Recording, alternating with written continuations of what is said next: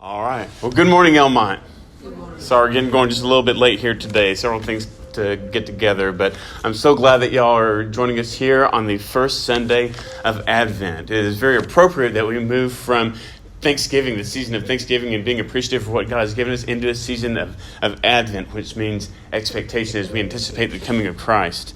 Matthew 2, verse 2 says that Magi from the east came to Jerusalem and they asked, "Where is the one who has been born King of the Jews? We saw his star when it rose and have come to worship him."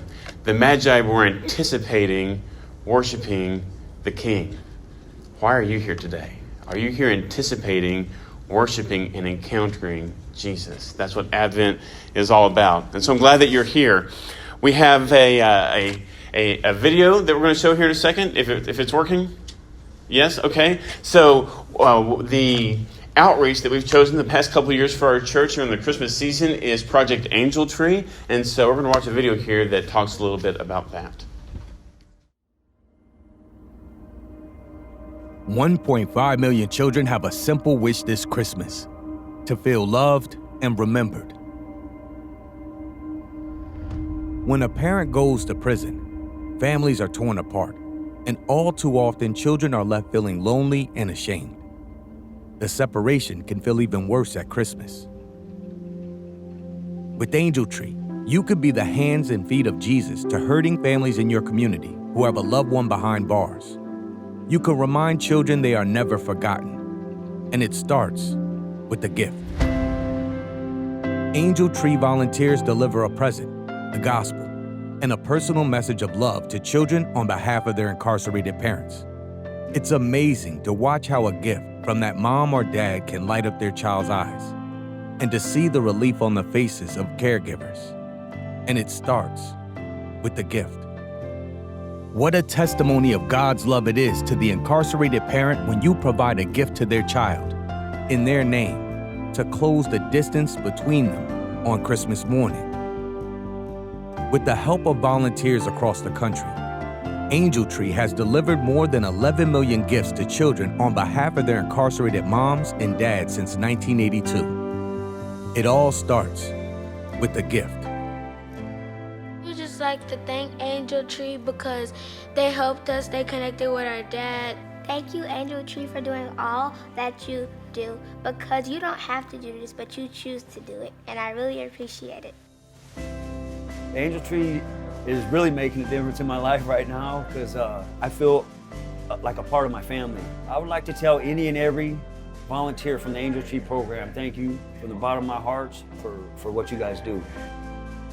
For you and your church, Angel Tree Christmas can begin an ongoing, life-giving relationship with prisoners' families. You can help precious children strengthen their connection with their incarcerated parent, grow in their faith, and learn that they are overcomers with great, God-given purpose. Angel Tree is important because it makes an effort to consciously include people, intentionally include people. I know it's real easy for these families to feel left behind and feel like no one cares. It's again this part of wanting to show tangible love in a way that people actually need. It's helping people where they are in a way that they can appreciate.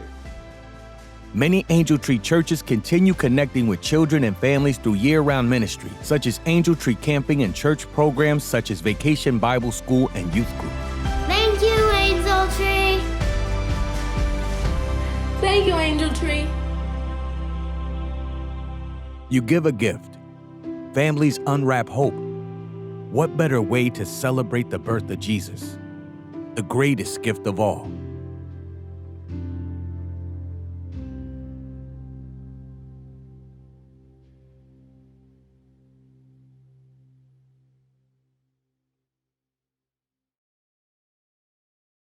So out here in our hallway, we have our previous Thanksgiving tree is now our angel tree, and it has paper angels on there that you can pick up and buy gifts for, new gifts that you bring wrapped, and those gifts are from the parent who is incarcerated. And so, like the video said, this is a wonderful way to outreach and show the love of Jesus Christ. And so we asked for 10 gifts from Angel Tree. They gave us 9, and in calling the different folks, 1 declined. So we have 8 gifts out there. If we need more, we can get more. If there are people that don't get a gift after the service or in the next couple of weeks, so after the service is over, let me just give you some instructions. If you want an Angel Tree gift, go and pick one off the tree. And then on the bulletin board, there's a sign-up sheet. That lets me know who has which gift, and that's important, okay? So please do sign that and make sure you let us know which gift that you took. If all the gifts are gone and you did not get one, let me know that as well, and we'll try to get another couple of names that we can give out to people.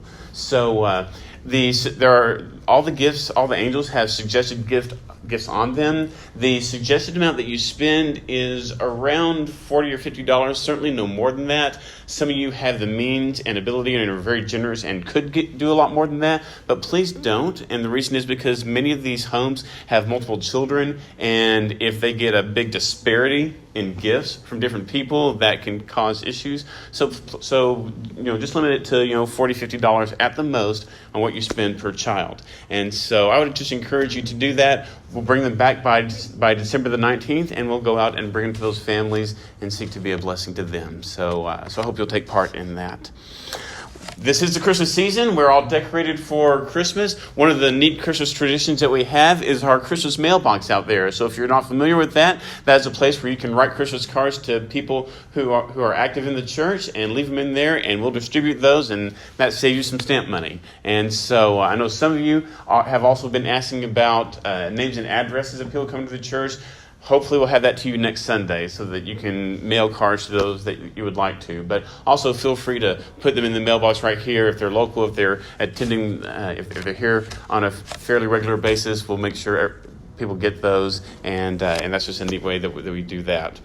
We have a special called business meeting coming up in 2 weeks on December the 11th, or rather December the 12th, I believe, is that Sunday, and that is our annual special called business meeting just to approve our budget and our committee members and church officers. So just being in preparation and in prayer for that here in 2 weeks. We also have a men's breakfast in 2 weeks. 2 weeks from yesterday on that Saturday morning. We'll meet here at 8:30 in the morning. We'll have breakfast, do a work project or two. And so, guys, try to be here for that. That's going to be a good time. And then we've been giving out Advent boxes. And so if you have not gotten an Advent box for your family, these are for families to do with their children, so parents, grandparents, that kind of thing. We have given a lot out, but if you have not gotten one and you wanted one, go and talk to Sarah, and we'll figure out how to get one of those to you. So we've actually been able to give out several of those to people in the community, and the feedback has just been extraordinary. That they just love it. They find them very well done. So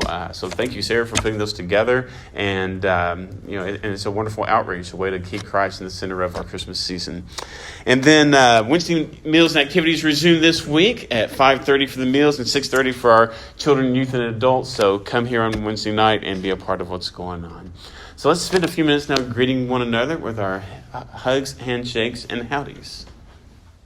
As we go into our prayer time, one of the things that you all are aware of is that Kelly's brother Lemuel passed away about a week and a half ago, and their family has a lot of needs as a consequence of that. They were receiving money. Her mom was receiving money to be the caretaker for him, and of course they have his disability coming in, and so they have a lot of bills that have piled up, and those payments have ended, and so there's a transition period going on right now where they're having to find extra income because of the ending of those payments, and there's also some expenses related to the memorial service and all that, and so they've been raising money to help cover those expenses, and so at the end of the service today, we're going to include a love offering in our offering.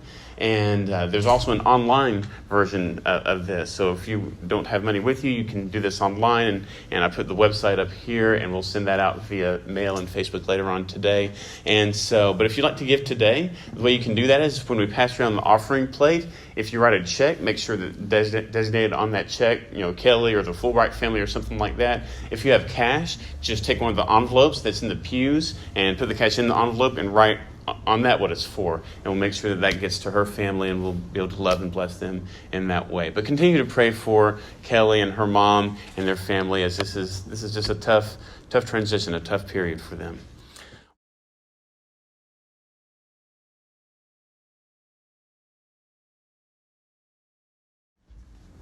We have endured much these past few years and know that there is more yet to face.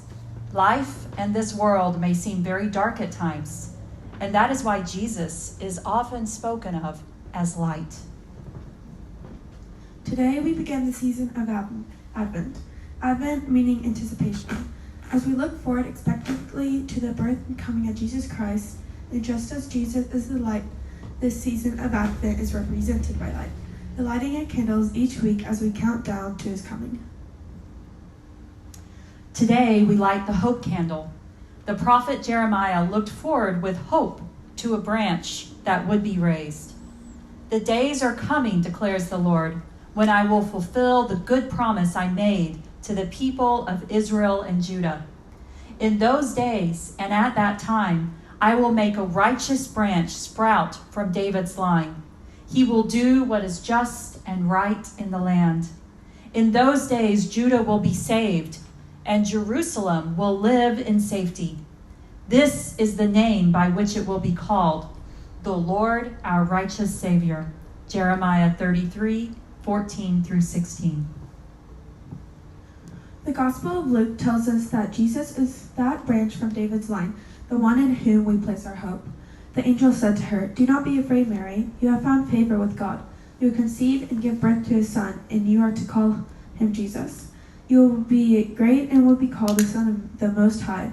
The Lord God will give him the throne of his father David, and he will reign over Jacob's descendants forever. His kingdom will never end." Luke 1:30-33.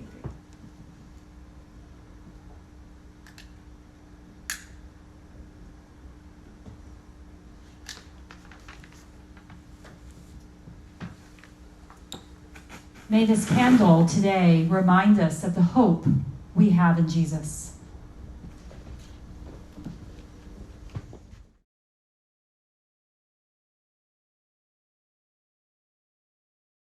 Well, how many of you enjoy traveling? That's something that I very much enjoy. I've been very privileged. I've been able to go to some major cities around the country and in different places in the world. I've been able to go to some incredible natural places like the Grand Canyon or Yellowstone or Carlsbad Caverns. I've been able to go to some pretty remote places like Big Bend or Native American reservations, and I've enjoyed most of the places that I've been. I do very much enjoy traveling, and there's a lot of reasons that we do travel. Sometimes we travel in ways, mostly that I was referring to, for pleasure, maybe for a vacation, or maybe to see some relatives, which maybe that's a vacation or maybe it's not. That kind of depends on your family. But sometimes we go to visit people. But a lot of our traveling is centered on us and something that we want to do or somebody that we want to see. But there are other reasons that we travel too. Some of you may have traveled for your work. You've been told where to go and that's where you went. Kind of an extreme version of this is military deployment, where you go where you're told, whether you want to or not, and what you do there is not necessarily up to you. But you go, and that's sort of an extreme work-related way that some people have gotten to travel the world. Some people travel for educational purposes, to do research or to see and experience and learn from other people and other cultures, and many people travel for these reasons. If I were to ask you about your life and to think of your life as a journey, how would you characterize it? What kind of journey would you be on? We've been talking the past few weeks, we've been going through 1 Peter, and we've been talking about living this life as if it's not our home, because it truly isn't, and living as exiles going through a world that is not our home. And we're taking a few weeks break from that series as we're now in Advent season, but we're still actually going to continue in that vein a bit as we talk about the journey that we're on. And we're going to be looking at different major characters in the Christmas story and the journey that they took to get to Bethlehem. And what can we learn from them? And so I want to ask you again, what kind of journey are you on? What does your life represent? Is your life, in terms of a journey, is it more of I'm a tourist. I'm here for the sights. I'm here for what I can get out of it. I'm here for pleasure, for myself. And it's really kind of all about me. Is that your life? Is your life more like a work-related trip? You have a purpose, you have a mission, but it's still kind of all about you and what you're supposed to do or what you're supposed to bring to it. Is it more like military deployment? You go where you're told and you don't have a lot of choice, and sometimes it's a combat area and there's a lot of conflict, and maybe that's what your life has looked like. There's another kind of journey that people go on, that people have historically gone on, that is less a part of our Protestant culture, but very much a part of our Christian history. And that is pilgrimage. Pilgrimage.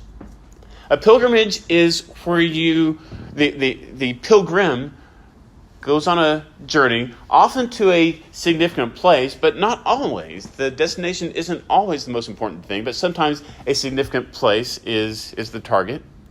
But you go there for religious reasons, for faith reasons, with the intent of encountering God in a new and special way.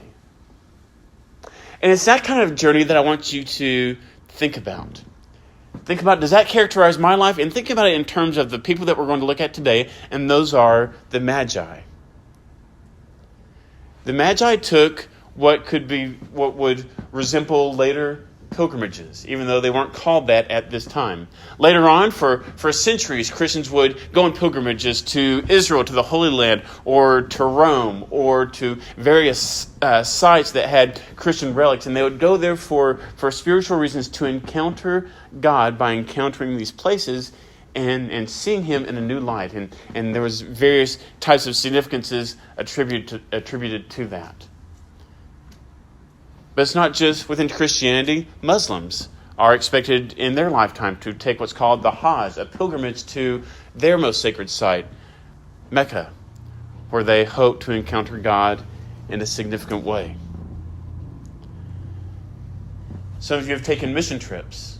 Mission trips are a kind of pilgrimage where you're not going to a sacred place, but you're going for a sacred reason, to do the work of God and to bring His Word, but also to experience His Word in a new way and experience Him and to travel together in doing so. Does your life look like a pilgrimage? Is there a faith purpose behind it where you are expecting God to work? It was for the Magi. And so let's read about them today in Matthew chapter 2. We're going to start in verse 1. It says, "After Jesus was born in Bethlehem in Judea, during the time of King Herod, Magi from the east came to Jerusalem, and they asked, 'Where is the one who has been born King of the Jews? We saw his star when it rose and have come to worship him.'" So let's get the two most obvious questions out of the way. The first obvious question is, who are the Magi? Who are these people? There's a song we sing around Christmas time, "We Three Kings." Possibly one of the least accurate Christmas songs that we sing, because we don't know how many of them there were. We do know that they weren't actually kings. Okay, that was a tradition that built up centuries later, where even names were attributed to them: Balthazar of Arabia, Melchior of Persia, Caspar of India as these kings. And those were all later traditions. They weren't kings. We don't know how many of them there were. In our Western tradition, we say 3 because they brought 3 gifts. In the Eastern Orthodox tradition, they actually say there's 12. Their tradition says there's 12 Magi. So just be glad you don't have to buy their nativity sets, because they'd be a lot bigger.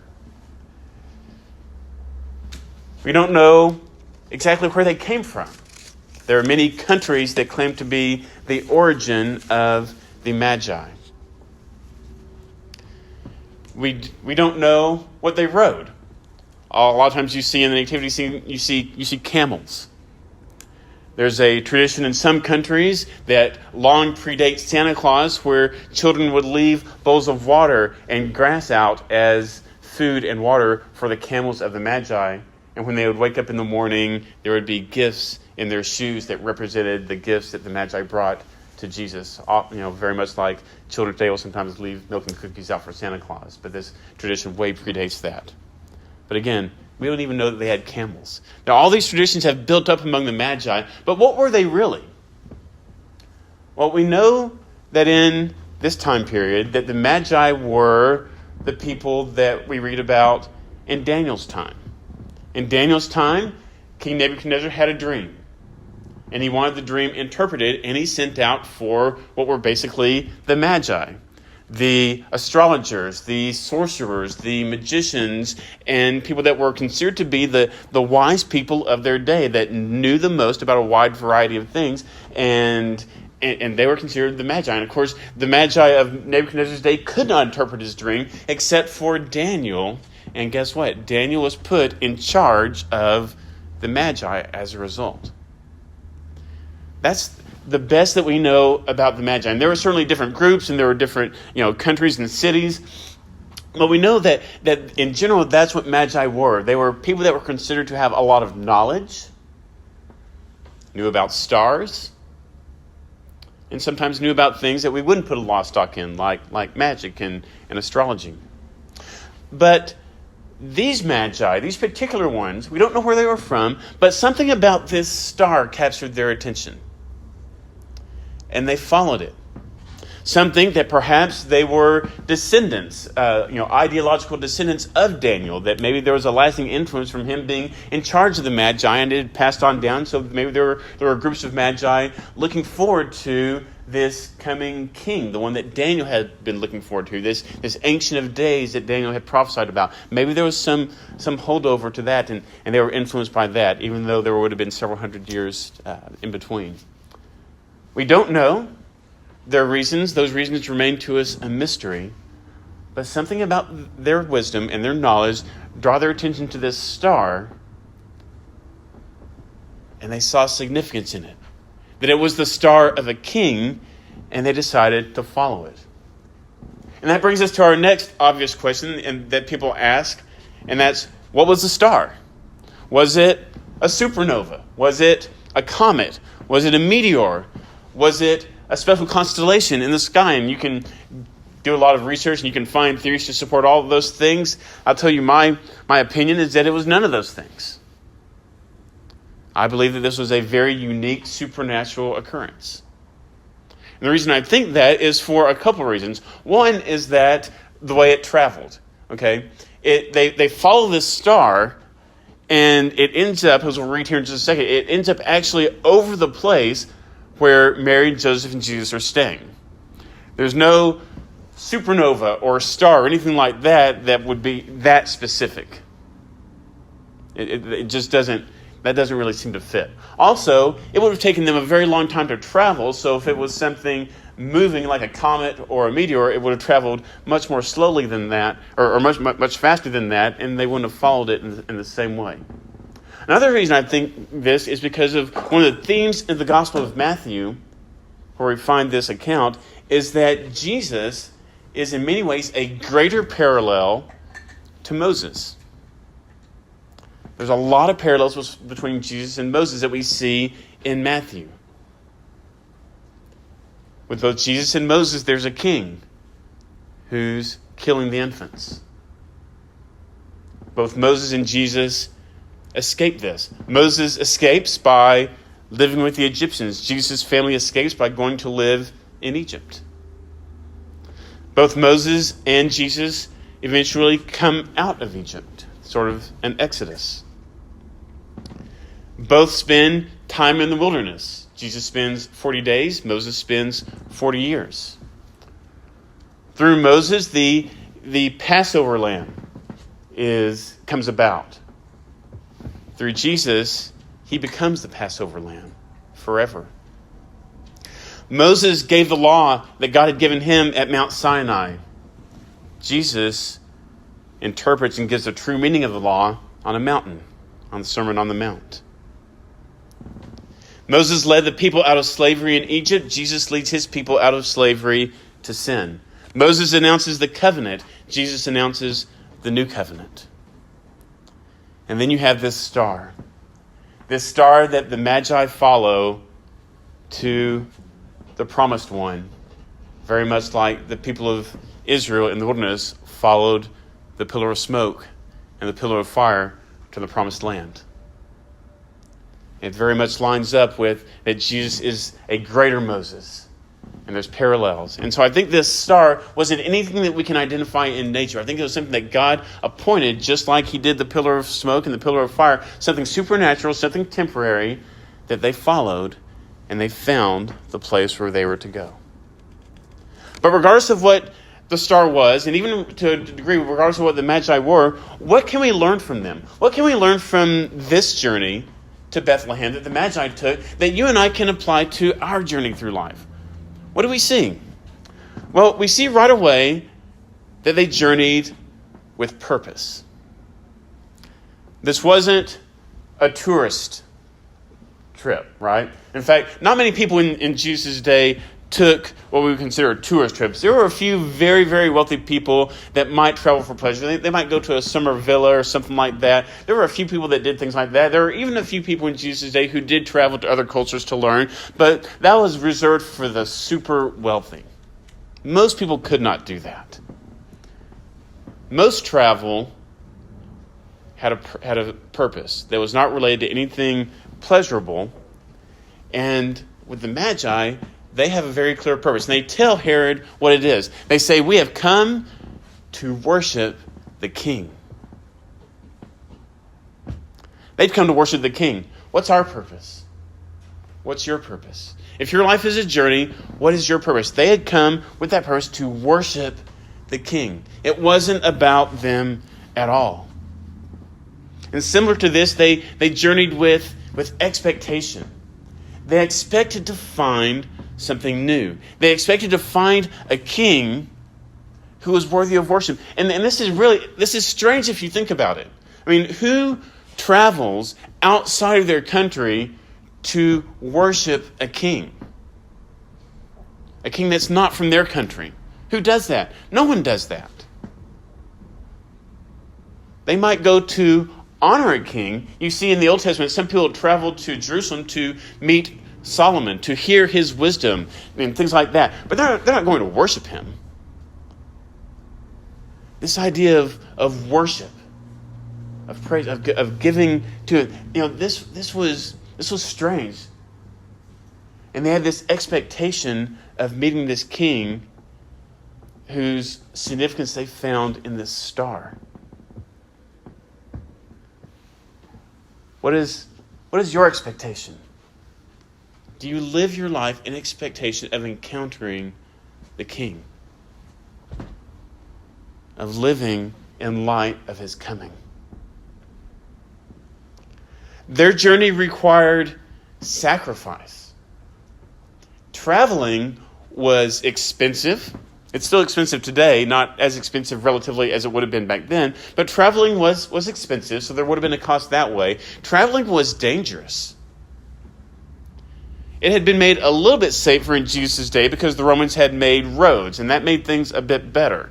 But historically, and even in their day, travel was dangerous. In fact, one of Jesus' parables is about a guy who's out traveling and gets beaten up and robbed and left for dead.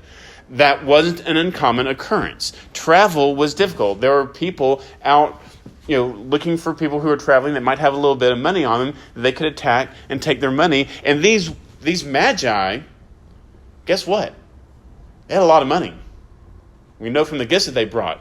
These were wealthy people traveling hundreds of miles. And it would have been difficult, it would have been challenging, and it would have been risky to make this kind of a journey with that kind of wealth. It would have taken months, if not years, from their life. Even though the distance that they traveled probably would have just been a few hundred miles, to us that's not a long distance. To them, that would have been an incredible distance. One of the more famous works of literature from the ancient world is the Odyssey, that tells the story of Odysseus traveling back from the Trojan Wars back to his home. And it takes 10 years for him to get there. And you know how far he travels? A little over 1,000 miles. I've traveled that far in a day. Travel was long. Travel was hard. Travel was arduous. It was risky. It was dangerous. And so this travel it was a sacrifice. There was a cost to finding Jesus. There was a risk associated with worshiping Jesus, with finding this King. Do we approach our life, our journey? Do we approach it understanding there's a cost?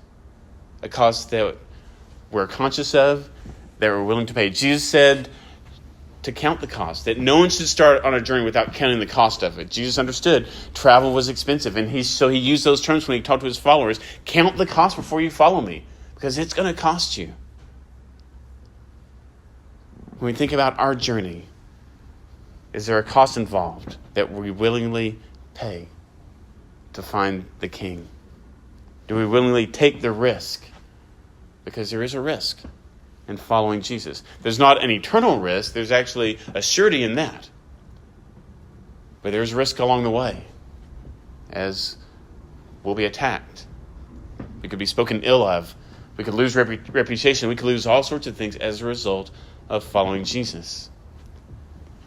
These magi, they were willing to take that cost. They were willing to take that risk. Another thing we can learn from their journey is that they didn't really know where they were going. They had uncertainty. They had uncertainty on the journey, but they were okay with it because they knew what the end was. They knew the end was finding this King. They just didn't know the path to take. You and I, in our journey, we know our end, don't we? We know our end is eternity with Jesus Christ. We know that. But the journey we take to get there, we don't know. There's a lot of uncertainty. And that uncertainty can bring challenges. It can bring fears. It can bring costs, like we already talked about. The journey, it can be chaotic.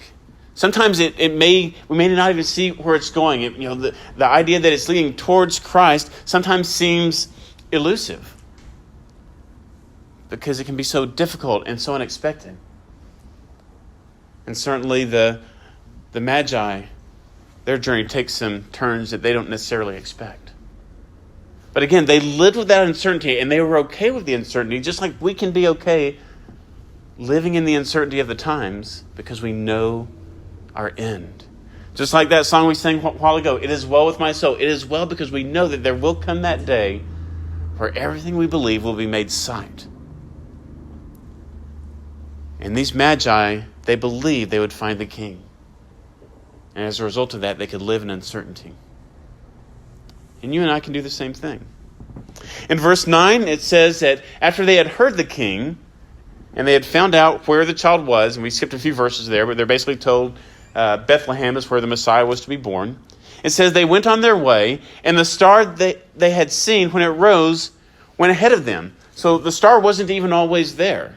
They had to ask where the King was because the star wasn't there for a while. They made it as far as Jerusalem, say, okay, where to next? We don't know. And that's what they started asking. And once they were back on the path, the star appears again, just like it had when they were in the east. And so they see it again, and so it went ahead of them until it stopped over the place where the child was. And when they saw the star, they were overjoyed. On coming to the house, they saw the child with his mother Mary. They bowed down, and they did exactly what they had come for. They worshipped him. And they opened their treasures, and they presented him with gifts of gold and frankincense and myrrh. So what else can we learn from their journey?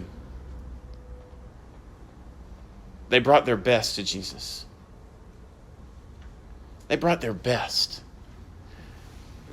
Gold, obviously, that's very expensive. Frankincense and myrrh, these were also extremely expensive gifts. Do we bring our best to Jesus? If our lives are a journey, and we think about it in those terms, are we bringing our best to Jesus, or do we leave our best for other things? We think about things like family, and you hear, well, I need to give my family my best. And to a degree, that's true. Sometimes people talk about their work, and I need to give my work my best. And yes, you should give it your best effort. That is true. Or your studies if you're in school. Sometimes Jesus, though, gets pushed aside because we feel like we need to give our best to other things and to other people. And the irony of all this, though, is that when you give your best to other things and you give God just the leftovers, is that your best put in those other areas ends up really not being good enough. Your best is not enough. Your best is not enough for your family. Your best is not enough for your work. Your best is not enough for your school. You can't live the way God has called you to do and put Him last. Give Him the leftovers. On the contrary, if you give your best to God, if you bring Jesus your very best, if you commit that to Him, then an incredible thing happened. It's like your 5 loaves and 2 fish, they just multiply out. And all of a sudden, what you do give to your family, what you do give to other people, what you give to your ministry, what you give to your work, what you give to your school, what you give to your friends, all of a sudden there's more. You're able to give more. You're able to give your true best, the best that God designed you to give. And it is more than you would have had if you gave God your leftovers.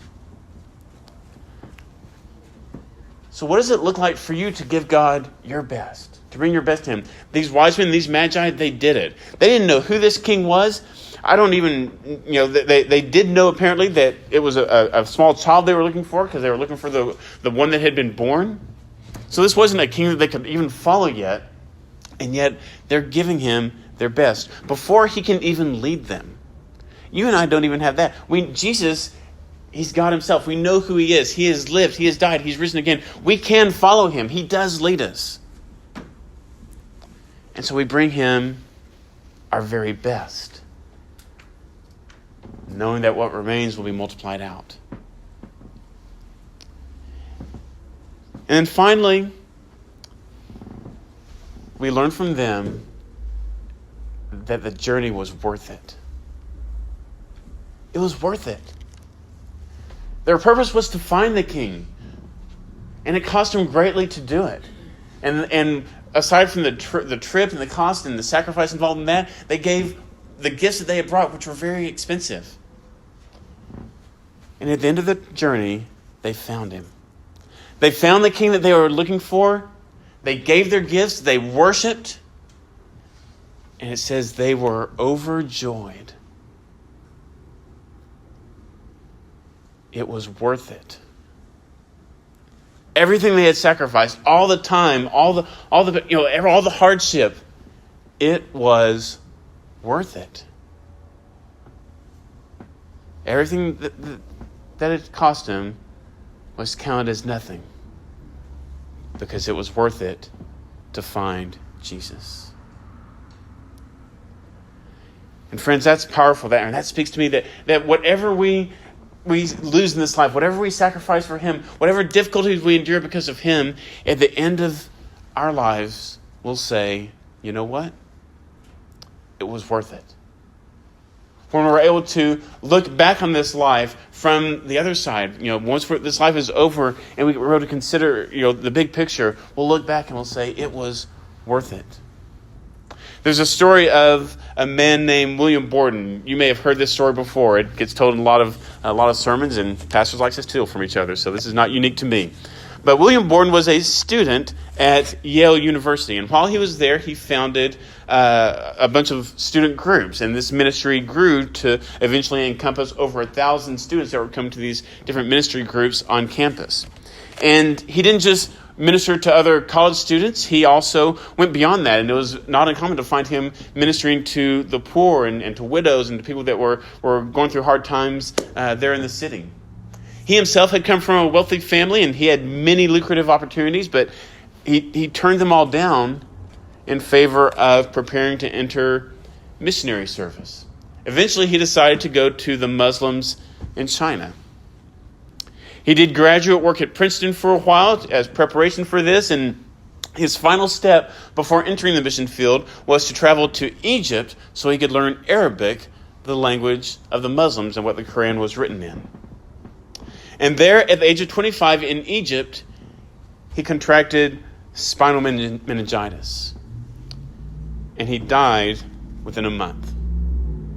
He never saw China. He never saw the Muslim people of China, the people that he had hoped to reach. And there was a great outcry when he died because so many people knew who he was and had so much hope for what God was going to do with him. And the obvious question was, Was this a waste? All his training, all his education, all his time, all his preparation, the opportunities that he could have had, all that he gave up only to die before he reached what he thought was his destination, was it just a waste? And after he died, they found his Bible. And in the back of his Bible, there was written 3 phrases. No reserves, no retreats, no regrets. William Borden's life did not turn out how he expected. There was uncertainty in his life. But he used what time he did have for the kingdom. He sacrificed, he ministered, not to China, but to the students on campus, to the people in his cities. He trained, he learned, he devoted himself as a pilgrimage to Christ. And even though his destination in life wasn't what he thought it was going to be, his ultimate destination was exactly where he knew it would be. And he could go out unexpectedly with no regrets. If your life were to be finished today, if your journey was over, could you say the same thing? No retreat, no reserves, no regrets. When our journey is finished, can we look back and say, it was worth it? Because I held nothing back. That's what the Magi did. And they didn't even really understand who Jesus was yet. What will we do? Let's pray. Heavenly Father, Lord, may we live with no regrets. No regrets for what we might have done for you. No regrets for what we might have given to you. No regrets for time wasted. Lord, may we live this life as a pilgrimage to you. May we use the very short time we have on this earth to learn about you, to walk in fellowship with you, and to point others to you. May we worship you with joy and say it was worth it. Lord, may we go through this life with you as our cause, with you as our motivator, with you as our greatest love. Lord, may we not come to you just for what we can get, but come to you for what we can give. And may we experience the joy of being multiplied out for you. Father, thank you for the example of these Magi. And Lord, may we go beyond their example because we know you better than they did. May we live for you. And may that begin today, if it hasn't begun already. And so we lift these things up in Jesus' name. Amen.